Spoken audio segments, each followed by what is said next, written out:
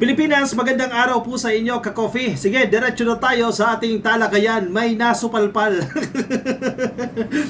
Ang nakakaawa dito, ka-coffee, si Digong, dating presidente, ang bilis mabudol.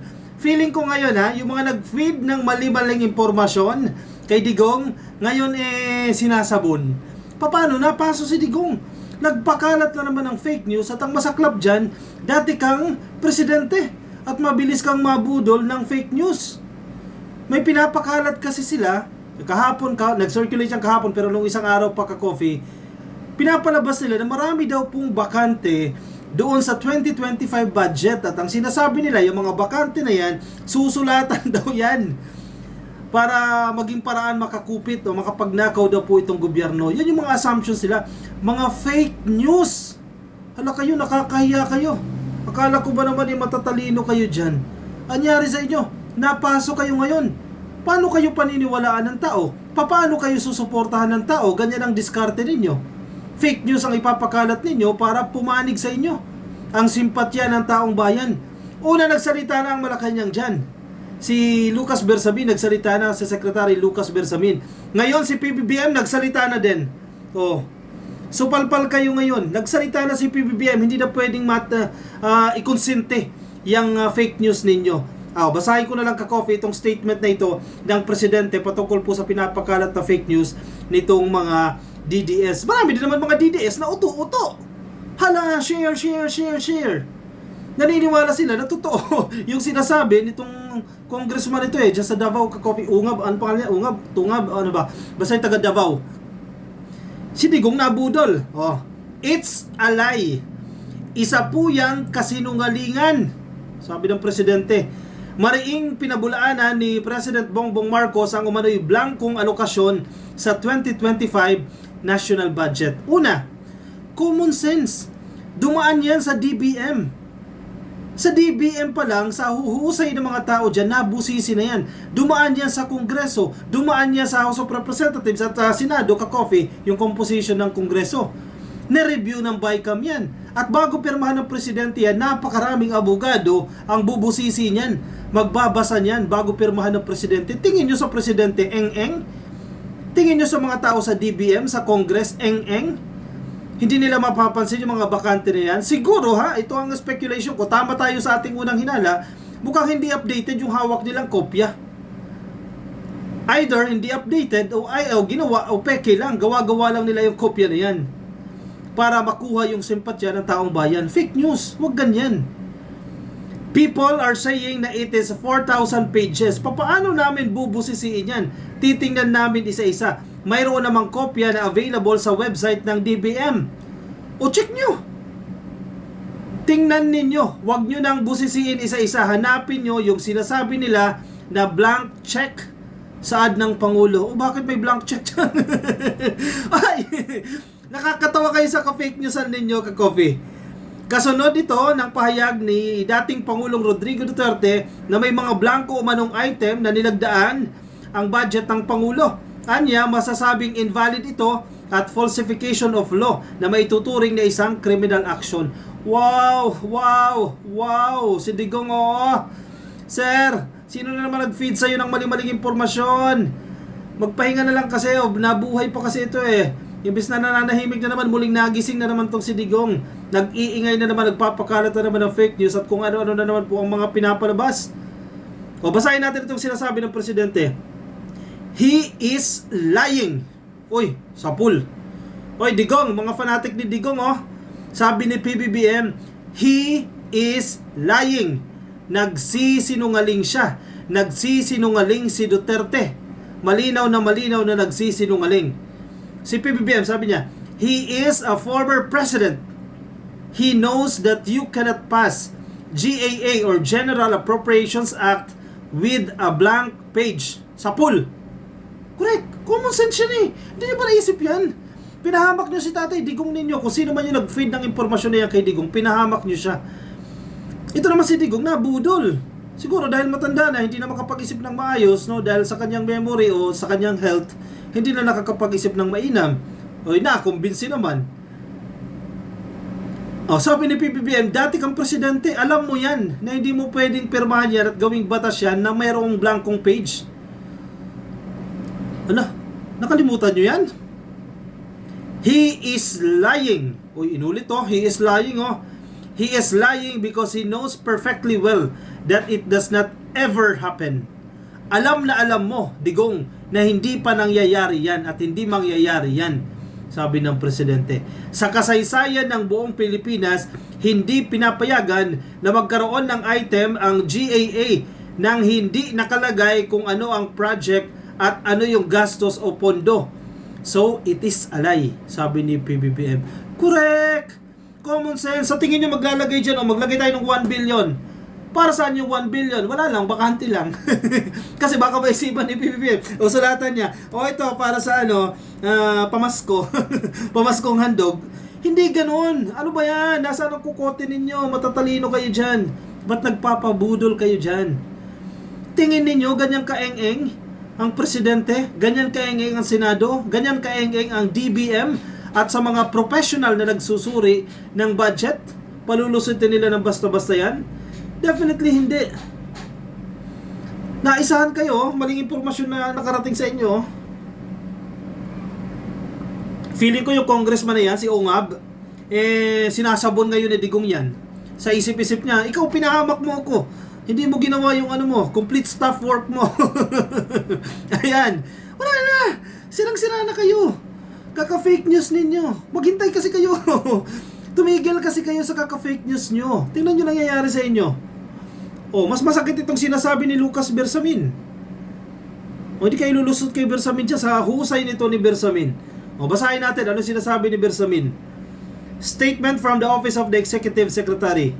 Some quarters, including a former president, Digong, kasama ka dito ha, have maliciously peddled fake news about President Marcos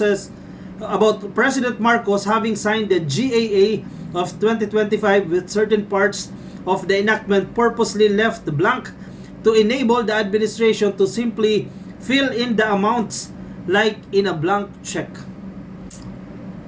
Akala nila ganoon lang kadali ha. Babakantihin lang ni PBBM para pag naisipan ni PBBM, yan, lagyan niya, bakante lang. Pinirmahan ni PBBM ng bakante. Huy! Alam mo, ganyan din yung ginawa ninyo. Yung sinasabi nyo, sino ba nagpalabas ito? Si Vic Rodriguez ata na ganito daw, billions of pesos daw ang nawala sa PDIC ata. Ano yun? Basta na lang hinugot yan. Ano yan? Isang sakong pera? Ito, nakawin ko ha. Ito, ninanakaw ko na. Ganun na lang yan. Mailalabas mo yung billions of pesos ng isang bit-bit lang nang walang dadaan ng papeles, etc. Hindi ba kayo nag-iisip? Ginagawa ninyong eng-eng yung inyong mga followers. The peddling of such fake news is outrightly malicious. Malisyoso daw kayo, mga DDS, Tatay Digong, malisyoso ka daw. And should be condemned as criminal. Nakakahiya, dati kang presidente, no? No page of the 2025 national budget was left unturned before the president signed it into law. Ang sinasabi ni Lucas Bersamin, lahat ng pahina, halimbawa itong batas na ito ka-coffee, lahat ng pahina nito ay nabusisi page 1 up to the end ng kung gaano man kakapal nitong dokumento na to. Wala ni isang pahina ang hindi nabusisi at hindi nasilip. All 4,057 pages of its two thick volumes, kapal nito ka-coffee, which were printed in fine print with nearly 60 lines on each page, were exhaustively reviewed by hundreds of professional staff. Biruin mo, hundreds of professional staff. Hindi lang si PBBM ang nag-review, hindi lang si Lucas Bersamin, hindi lang 1, 2, 3, 10, 20, 100, kundi hundreds of professional staff, matatalino, nag-iisip, hindi tulad ninyo. Nireview yan ng mga professional staff mula sa Congress at sa Department of Budget and Management. Tingnan nyo, nakalusot sa kanila yan na may bakanting page. This meticulous line-by-line scrutiny is a pre-enactment check performed by dedicated civil servants to ensure that the GAA contained no single discrepancy in the amounts being appropriated. O ipakita ninyo, nasaan yan? Kasi yung pinapakita ninyo, hindi naman yan yung final copy. Yan ba yung na-publish? Yan ba yung nasa DBM? O baka gawa-gawa nyo lang yan? O baka old file yan na may mga bakante? Baka draft copy yan na nasa inyo? Nagdesisyon na kayo. Siyempre marami kayong tangang manonood, naniwala na agad sa inyo. Di nagalit na naman kay PBBM. Nagalit na naman sa gobyerno dahil binudol ninyo eh. It is impossible for any funding to be left blank as alleged by misinformed and malicious sources. Uy, sapol ka dyan. Alam ko si Baste Duterte, isa din yan eh. Nag-post eh. Siya din yung nag-post ng dokumento na yan. Ang tanong, yan ba yung final document? Yan ba yung pinakahuling dokumento? Yan ba yung nilagdaan ng presidente na dokumento? O baka hindi? Hoy! Hoy, napasok kayo dyan ha. Hugasan niyo yung kamay niyo, mukhang mainit pa yan. Napasok kayo. The true facts and printed figures appearing in the GAA easily debunk the malicious claims of deliberate blanks being left for filling in. Yan kasi, mabilis kayong mabudol eh. Hindi kayo nag-iisip eh. Wala kayong critical thinking eh. Hindi kayo nagsusuri. Hindi pala final copy ang hawak ninyo eh.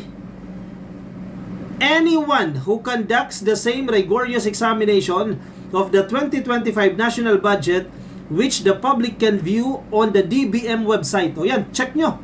Nasa DBM website daw yan. O 4,000 pages mahigit yan. Hanapin mo yung bakante dyan. Oy, mga DDS, hanapin nyo. Nasa DBM daw o. DBM website yan. Will come to the same conclusion that there is no program, there is no activity or project at all with blank appropriations in that carefully vetted law.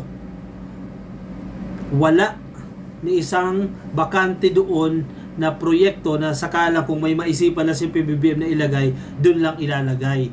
Itama ninyo yung mga sarili ninyo para mag-level up naman kayo. Hindi yung puro fake news kayo. The former president and his cohorts should know better that the GAA could not contain blank items. Yan po ang sinasabi ni Lucas Bersamin. Alam nyo dapat yan na walang bakante at hindi pipirmahan yan kung merong bakante. Yung mga tanga-anga naman naniniwala. So, ito pa, isa pa tong eng-eng. Si Harry Roque. Tingnan nyo. Muntanga din. Pasensya na kayo sa term. Hindi tayo nagmumura pero nakakainis din itong mga tao na ito. Tingnan mo itong sabi ni Harry Roque. Heto ang solid na ebidensya na meron talagang fill in the blanks sa BICAM ng 2025 budget. Witness daw si Marcos. Ang ebidensya niya, yung statement ni Amy Marcos. Yung art card ni Marcos. Yung pangangampanya ni Marcos noong December 18, 2024. Ano bang tinutukoy nyo? BICAM report o yung GAA 2025? Kasi yung GAA 25, hindi si Marcos yan, hindi si Amy Marcos yan, kundi si PBBM. Do Marcos din, baka nalilito kayo. Ang pumirma ng batas si PBBM, kung BICAM yan, hindi si PBBM ang pumirma niyan. Baka yun ang tinutukoy nyo. Linawin ninyo para hindi kayo nagmumukhang eng-eng dyan. O kasi ang sabi ni Roque, ito daw ang ebidensya. O puntahan nyo yung page ni Harry Roque. Silipin ninyo. Shinare niya itong mukha ni Amy Marcos na merong statement. At ang caption niya, heto ang solid na ebidensya na meron talagang fill in the blanks sa BICAM ng 2025 budget. Anong solid na ebidensya dyan? Asan ang ebidensya dyan? At paano naging solid na ebidensya yan? Mukha ni Amy Marcos, paano naging solid na ebidensya yan? And in the first place, ang tinutukoy nila ay BICAM report. Hindi yung batas, hindi yung GAA 2025. Naloko na kayo dyan. Ano ba itong sinasabi ni Amy Marcos? Dumating ang ika-11 ng Disyembre, ang petsa ng pangalawa at huling BICAM meeting. Uulitin ko po, ang ikalawa at huling meeting nitong BICAM na ito. Minabuti kong hanapin ang mga papeles at dokumento bago sana magsalita at magbigay ng anumang reaksyon. Ebidensya ba yun, Roque? Asan ang ebidensya dun? Paano naging solid na solid na ebidensya yung statement na yan? Ngunit sa kasamaang palad hanggang ngayon, lahat kami ay nangangapa sa dilim. Walang mga detalye o paliwanag ni walang konkretong numero. Ang tanging hawak ko ay ilang datos ng DSWD na tila nilapastangan, sabay ng PhilHealth, sabay na rin ang DepEd. Ano tinutukoy ni Amy Marcos dyan? Baka BICAM report ang tinutukoy, hindi yung batas na pinirmahan ni PBBM. Definitely, magkaibang dokumento yan. Doon nang galing yan, pero bago pirmahan ni PBBM, minabusisi yan. Baka binalik. Di ba may binalik ang presidente? Na ilang provision doon, baka na-correct na. Itong statement ni Amy Marcos, December 18 pa to eh. Kinukot niya yung nangyari noong December 11. Hala Roque, paano naging solid na ebidensya to? Sige, paliwanag nyo. Oh, magpabudol pa kayo sa mga sinungaling na DDS, sa mga nagpapakalat na fake news na DDS. Kayo din na nakakatawa dyan sa totoo lang. Kayo din ang kawawa dyan kasi nagmumukha kayong eng-eng sa ginagawa ninyo. O pinatulan na kayo ng presidente, pinatulan na kayo ni Lucas Bersamin para itama kayo ng mga malisyoso.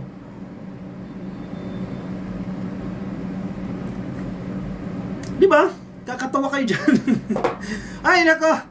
Siya, sige ka-coffee, baka meron kayong mga comment opinion, ilagay dyan sa ating comment section, dyan sa ating comment section sa Facebook at YouTube, no? Yung mga nasa Facebook, hindi pa po kayo naka-like and follow, pasukin na lang ka-coffee. Like na rin po kayo, like and follow sa Facebook, mga nasa YouTube, click lang po na subscribe dyan sa baba at hit nyo na din po yung notification icon para kayo po updated na sa ating mga bagong upload. Ako'y magpapaalam muna sa inyo, ka-coffee, maraming salamat po, ingat po kayo, nasaan man po kayong panig ng daigdig. Bye-bye at agkape tayo.